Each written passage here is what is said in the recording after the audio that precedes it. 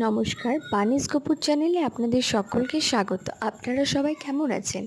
এটা আমার জন্মাষ্টমীর দিনে গোপালকে স্নান করানোর একটি ছোট্ট ক্লিপ।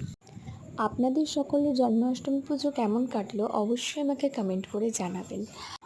অনেক দিন ভয়েস ওভার দিয়ে আমার ব্লগ আসে না, তাই ভাবলাম ছোট্ট করে একটা ক্লিপগুলো দিয়ে একটা ভিডিও আপলোড করি। সেরকম বেশি কোনো ক্লিপ নেওয়া হয়নি, তবে যেটুকু নেওয়া হয়েছে তার মধ্যে একটা ছোট্ট ভিডিও তৈরি করেছি। স্নান করানোর পর গোপালকে নতুন জামা কাপড় আর নতুন নতুন যেসব গয়না নিয়ে এসেছিলাম সবগুলোই পরিয়ে দিয়েছি।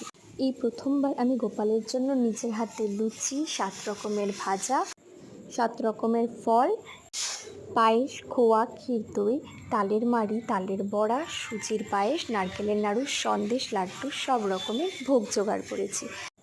তবে সেরকমভাবে বেশি কিছু জোগাড় করতে পারিনি, কিন্তু অল্পের মধ্যেই খুব সন্তুষ্টভাবে পুজোটা আমি করেছি। সব আরতি হয়ে যাওয়ার পরে এই পঞ্চপ্রদীপের আরতিটা করেছিলাম, তখন একটা ছোট্ট ক্লিপ নেওয়া হয়েছিল, ভিডিওর সঙ্গে অ্যাড করে দিয়েছি।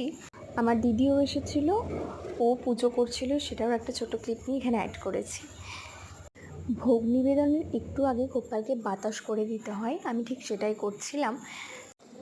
ভিডিওটা কেমন হয়েছে আমাকে সবাই কমেন্ট করে জানাবেন। আবার নেক্সট কোনো ব্লগে আপনাদের সঙ্গে দেখা হবে। ততদিনের জন্য আপনারা সব ভালো থাকবেন, সুস্থ থাকবেন। হরে কৃষ্ণা, রাধে রাধে।